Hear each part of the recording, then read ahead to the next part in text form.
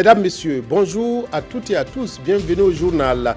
Le Maroc qui réintègre l'Union africaine, Alpha Condé élu président de l'UIA et Minata Samaté, notre compatriote, désigné commissaire aux affaires politiques. Le 28e sommet d'Addis Abeba est marqué par l'arrivée de nouvelles têtes à la tête de l'organisation panafricaine. Donald Trump poursuit ses fuites en avant après avoir signé un décret controversé sur l'immigration. Le président américain a limogé son ministre de la Justice qui ne soutient pas sa décision d'interdire les territoires américains à des ressortissants de 7 pays musulmans. Le 28e sommet de l'Union africaine a désigné de nouvelles têtes pour diriger la présidence de la Commission et élu de nouveaux commissaires. Ainsi, notre compatriote Minata Samaté a hérité du poste de commissaire aux affaires politiques de l'UIA. C'est ce commissaire qui se charge du suivi des processus électoraux dans les pays membres et de la question des réfugiés. Réaction de Minata Samaté après son élection au micro d'Abouakar Sagnon. Vous comprendrez mon émotion, vous savez ce qui s'est passé. Le vote avait été annulé pour être repris, le stress, mais Dieu merci, ça s'est bien passé. Je tiens à exprimer ma gratitude au président du Faso, au gouvernement du Burkina Faso, au ministre des Affaires étrangères, au ministre délégué et à l'ensemble du personnel, les ambassades, tout le monde, nos compatriotes ici à Addis Abeba et tous les Burkinabés, y compris la presse. La priorité de cette commission, c'est de s'assurer que des élections soient libres, démocratiques. Le département s'occupe des questions de réfugiés. Comme vous savez, les conflits entraînent de nombreux déplacements de population avec des réfugiés.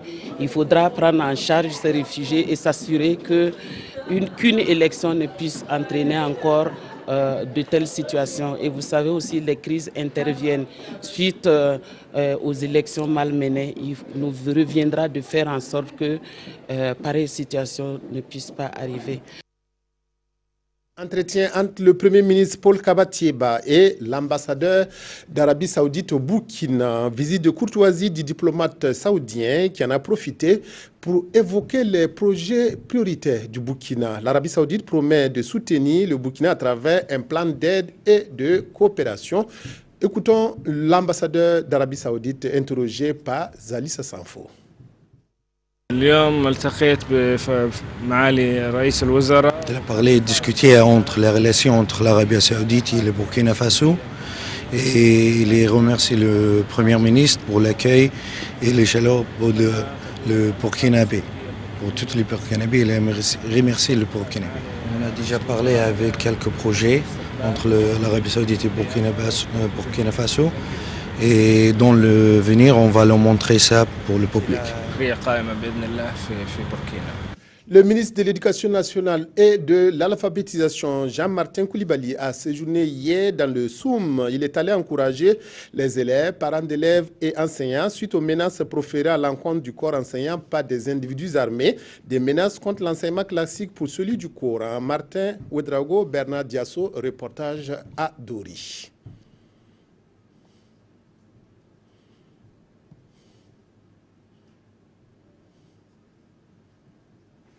Voilà, nous attendons en tout cas ce reportage sur la sortie du ministre Jean-Martin Koulibaly à Djibo pour encourager le corps enseignant qui a été menacé par des individus armés qui refusent que l'enseignement classique soit poursuivi, en tout cas pour que celui dit islamique s'installe dans la région. Je crois que nous avons quelques problèmes pour avoir ce reportage. Donc. L'école primaire publique de Bouro, dans la commune de Nassumbu, compte 6 classes, un effectif de 454 élèves et 12 enseignants. Elle est la première à recevoir la visite du ministre de l'Éducation nationale et de l'alphabétisation. Jean-Martin Koulibaly s'est ensuite rendu à l'école de Nassumbu, elle, avec 269 élèves, 6 classes et 10 enseignants. Une visite qui se tient quelques jours après que des hommes armés aient perturbé les cours dans des écoles environnantes. Je suis venu leur apporter d'abord le soutien indéfectible du gouvernement avec à sa tête bien sûr le chef de l'État et le chef du gouvernement. Et c'est par l'éducation que nous allons à long terme gagner cette bataille-là. Le terrain de l'éducation ne peut pas leur être abandonné. Comme disposition, la sécurité a été renforcée et entre ces deux visites, le ministre Jean-Martin Coulibaly a marqué une halte pour également encourager le détachement des forces de défense et de sécurité de Nassumbu. Dans la même commune, tout comme à Djibo, le ministre en charge de l'éducation a invité les populations à accompagner et à s'engager pour défendre l'école. L'école publique, nous l'avons toujours dit, l'école est laïque. L'école a un programme officiel et c'est seulement ce programme que l'école publique doit appliquer. C'est cela aussi qu'il faut rappeler avec force. Les enseignants et même les parents d'élèves ont refusé de se prononcer à notre micro tout en évoquant des raisons d'insécurité. Une cellule de soutien psychologique va être mise en place incessamment et celle-ci de concert avec le ministère de la Santé pour la prise en charge des enseignants touchés, foi du ministre Jean-Martin Coulibaly.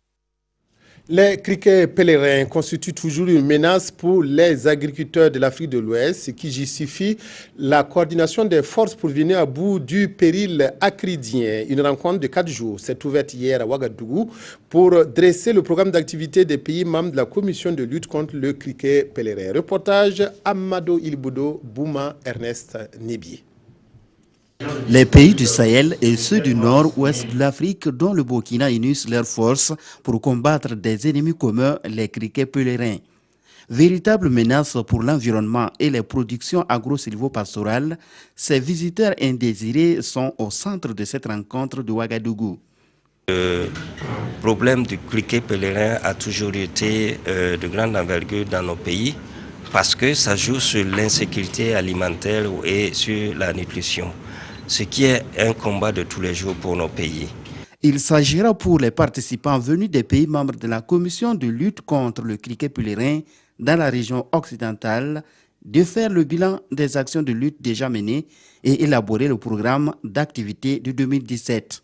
L'action unique d'un pays ne permet pas de juguler le problème. Au cours de cette réunion, tous les pays vont présenter leur plan d'action pour 2017.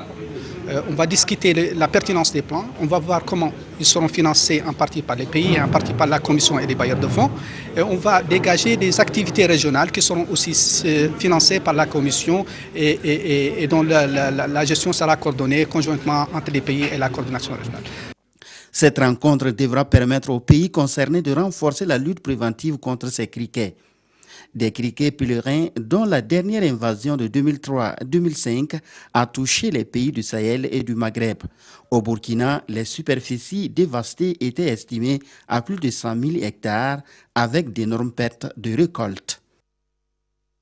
Le National de santé publique a formé pendant de nombreuses décennies des milliers d'agents de santé alors qu'ils ne disposaient pas d'un laboratoire digne de ce nom.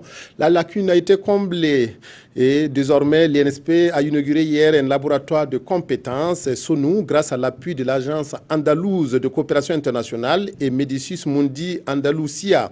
Coût de l'infrastructure, 160 millions de francs CFA. Reportage Nongo Bakuda, Estelle Judith Assorba. Un laboratoire de compétences SONU au profit des apprenants de l'École nationale de santé publique NSP.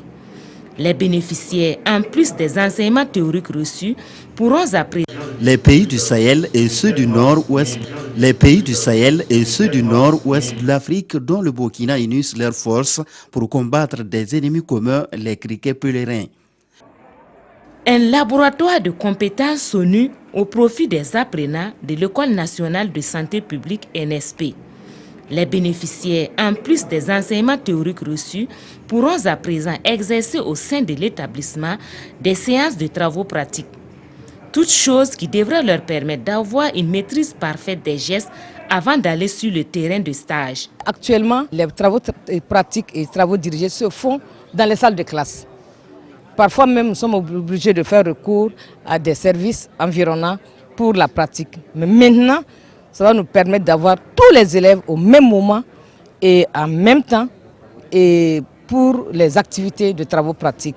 L'infrastructure a coûté 160 millions de francs CFA, Elle est le fruit du partenariat entre Medicus Mundi Andalusia et le ministère de la Santé. Le laboratoire de compétences en soins obstétrico-néonatales, c'est un laboratoire dans lequel, au lieu d'envoyer directement les apprenants, c'est-à-dire sages-femmes, maïticiens, sur le terrain où ils vont aller poser les premiers actes, si des êtres humains, ils auront l'avantage de pratiquer sur des mannequins tout le processus obstétrical et gynécologique. Nous pensons que c'est quelque chose qui va renforcer la qualité de la formation que subissent déjà les sages-femmes et les maïticiens d'État au niveau de l'École nationale de santé publique. La construction de l'infrastructure s'inscrit dans le cadre du programme de coopération, réduction de la mortalité maternelle et infantile et la promotion de la santé sexuelle et reproductive. La deuxième phase de Faso Média pour la promotion du contrôle citoyen de l'action publique a été lancée par l'UNALPHA en collaboration avec Canal France International. Un atelier et un réuni des élus locaux, journalistes et responsables d'organisations de la société civile a servi de cadre au lancement de la phase 2 de Faso Média hier à Ouagadougou. Reportage Pawadorogo Jean Zongo, Estelle Judith Assorba. Faso Média phase 2 est en marche. C'est un projet coporté par Canal France International, l'agence de coopération média et l'Union nationale de l'audiovisuel libre du Faso. Ils mettent en avant la redevabilité et l'imputabilité des élus locaux dans la gestion de biens publics. À cette journée d'échange, il s'agira de renforcer la relation entre élus locaux et médias dans le sens de la redevabilité. Il s'agit donc d'harmoniser les points de vue et de comprendre le travail des journalistes, de comprendre également le fonctionnement de nos collectivités locales pour que la bonne information soit portée aux populations, pour que également la critique juste et pertinente puisse permettre de recadrer ce qui peut être recadré et de lever entre guillemets ce qui ne fonctionne pas bien dans nos collectivités locales qui doivent être avant tout au service du développement des Burkinabés. C'est une façon pour les porteurs du projet d'apporter leur contribution en tant que médias dans l'ancrage de la démocratie. Ce que nous espérons, c'est de faire en sorte qu'au bout de l'exercice, que nous puissions à la fois aider les élus locaux à faire cet exercice-là, mais aussi aider les citoyens à mieux comprendre l'exercice et à revendiquer autrement désormais. Pour nous, l'objectif principal recherché, si nous arrivons à cela, je pense que nous allons faire un pas de plus dans l'ancrage démocratique de notre pays. La première phase du projet a permis d'accompagner les médias burkinabés en matière de traitement de l'information citoyenne lors des élections municipales et présidentielles de 2015. Le pèlerinage annuel de Denguesso dans le Oué a eu lieu dimanche dernier avec Marie, Mère du Christ, notre Père, consolidons notre unité, était le thème de cette 29e édition du pèlerinage de Denguesso. À cette occasion, Monseigneur Paul Ouedraogo a invité la communauté catholique à cultiver la paix et l'unité, gage d'une vie harmonieuse. Reportage Martin Zerbo et Karim Sissé à Bobo Dioulasso. Ni le soleil accablant, ni les positions inconfortables n'ébranlent la foi des fidèles chrétiens sortis par milliers à l'occasion de ce pèlerinage annuel de l'archidiocèse de Bobo Dioulasso. Ils sont venus de la ville de Sia et des villages environnants au pied de Bari pour s'abreuver à la source de la parole divine et renouveler leur foi en Jésus-Christ. Aujourd'hui, c'est une grande fête. On est ici pour prier avec la Vierge Marie, pour que la Vierge Marie nous aide totalement à renforcer notre foi en Dieu le Père. C'est d'intercéder pour nous, de prier pour nous, d'être toujours à nos côtés et de veiller sur nous. En ces temps d'insécurité, Monseigneur Paul Ouedraogo, dans son homélie, s'est appesanti sur la culture de l'unité, de la tolérance et surtout de la paix. Pour nous, vraiment, le Christ est notre paix. C'est lui qui peut nous donner la paix à laquelle nous aspirons, parce que lui travaille sur les cœurs. Or, en fait, pour avoir la paix, il faut que les cœurs soient travaillés. C'est des cœurs qui acceptent, qui s'acceptent, des cœurs qui s'accueillent, des cœurs qui se reconnaissent comme étant des frères et des sœurs qui peuvent cultiver la paix et bâtir l'unité. Au-delà des enseignements et de la prière, ce pèlerinage a été aussi marqué par l'appel de l'archevêque à la mobilisation des fidèles et de toute autre bonne volonté autour de l'aménagement du site du pèlerinage et de la réfection de la cathédrale Notre-Dame de Lourdes. Une manifestation d'humoristes dénommée Nuit du stand-up a eu lieu vendredi dernier à Ouagadougou. Les participants venaient de la Côte d'Ivoire, du Cameroun, de la Guinée et du Burkina à l'invitation de l'humoriste burkinabé Gérard Ouedraogo. La Nuit du stand-up a été une soirée de fou rire. Les précisions de Nongba Kouda et Doumou Sissé. Débuter l'année dans la bonne humeur, c'est l'objectif visé par cette édition de la Nuit du stand-up. Un concept humoristique qui a sa première édition et vise à égayer le public burkinabé. Pour cette première édition, des humoristes comme Wallace et Digbe Cravate de la Côte d'Ivoire, Charlotte du Cameroun, Philo et Rukiat Ouedraogo du Burkina ont tenu le public en haleine. Pour reconnaître une personne qui souffre de la jambiose, c'est très simple. Mais quand tu le vois, il a toujours les deux mains en poche. Si tu ne sais pas, tu vas croire que c'est à cause du froid. Pourtant, non. Le gars a dépéri et il tient son pantalon. Et puis mes copines, on va se dire la vérité, nous on n'est pas solidaires. On n'est pas solidaires, c'est pas bien. Sciencé. Tu rentres dans ma vie, tu vois ton gars avec une bonnette, tu casses putain et puis tu prends position. Tu deviens Jackie Chan et Jean-Claude Van Damme. Si vous vous comportez comme ça, nous autres qui sommes beaucoup, on est venus pour. Une femme qui a failli se noyer, qui a été sauvée par un fou. Le directeur était épaté. Et il appelle dans son bureau et lui dit « J'ai une bonne nouvelle et une mauvaise nouvelle. Hier, vous avez sauvé une femme, une malade. Alors on s'est dit, vous êtes guéri. Vous allez pouvoir sortir. Vous allez signer là. Mais avant, je vais vous annoncer la mauvaise. La mauvaise nouvelle, c'est que on l'a retrouvé pendu aujourd'hui matin. Il dit, quand il est arrivé dans l'eau, c'est moi qui l'ai séché. L'initiative est de Gérard Ouedraogo qui entend mettre en valeur l'artiste humoriste. C'est un concept né aux États-Unis et en Afrique ça prend de l'ampleur. Et au Burkina Faso ici, vous avez bien remarqué que l'humour gagne du terrain. Et aujourd'hui, moi, mon objectif, c'est de faire du Burkina Faso un carrefour de la bonne humeur. Cette première édition de la Nuit du stand-up a pour thème « Paix et lutte contre les pirateries des œuvres littéraires et artistiques ». Un thème que la plupart des humoristes ont évoqué sur scène.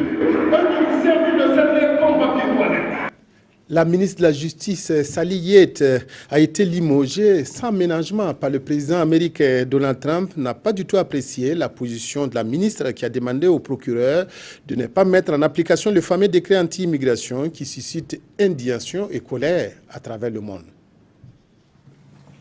La ministre américaine de la Justice révoquée par Donald Trump, nommée par Barack Obama pour occuper l'intérim jusqu'à l'arrivée de son successeur républicain, Sally Yates avait appelé quelques heures plus tôt les procureurs à ne pas défendre le décret anti-immigration du président.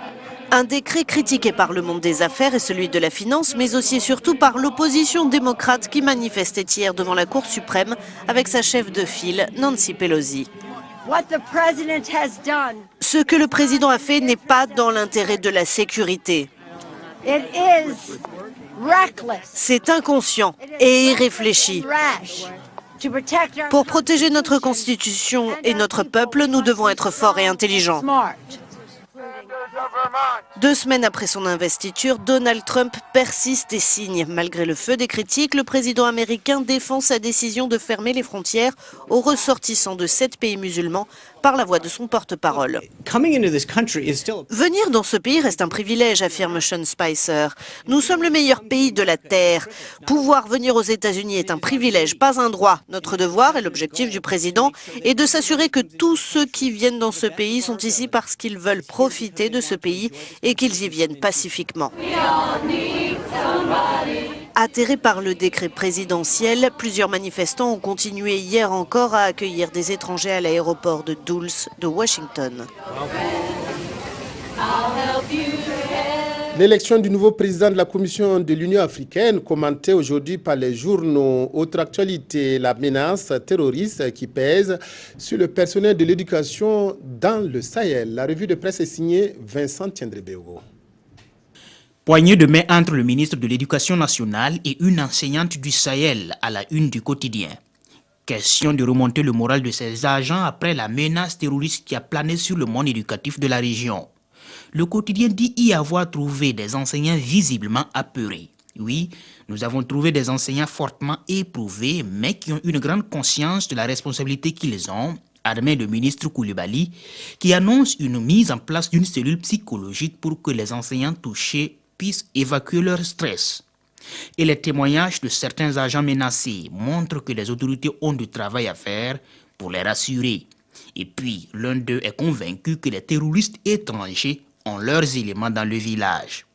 Alors, il faut prendre toute la mesure du péril, clame le pays. En s'attaquant à l'éducation, c'est le principal appareil idéologique de l'État qui est touché. Et le moment est venu pour que l'État démontre sur le terrain qu'il est le dépositaire de la puissance publique. Ce qui doit se faire avec une intelligente collaboration des populations, ajoute le journal. Sommet de l'Union africaine à Addis Abeba, le Tchadien Faki Mahamat peut désormais croiser les jambes sur le fauteuil de la présidence de la commission, illustration de Sidoya, pendant que notre compatriote Minata Samaté s'occupe maintenant des affaires politiques du continent. Le pays est surpris de cette victoire de Mahamat puisque le Sénégalais Abdoulaye Bathily était donné favori par tous les pronostics. Seulement, le Tchad apparaît aujourd'hui comme un allié sûr des Occidentaux dans la lutte antiterroriste, au regard des services du Warrior de N'Djamena, le président Idriss Déby. Fin du journal. Merci de votre aimable attention à la RTV. Excellent après-midi.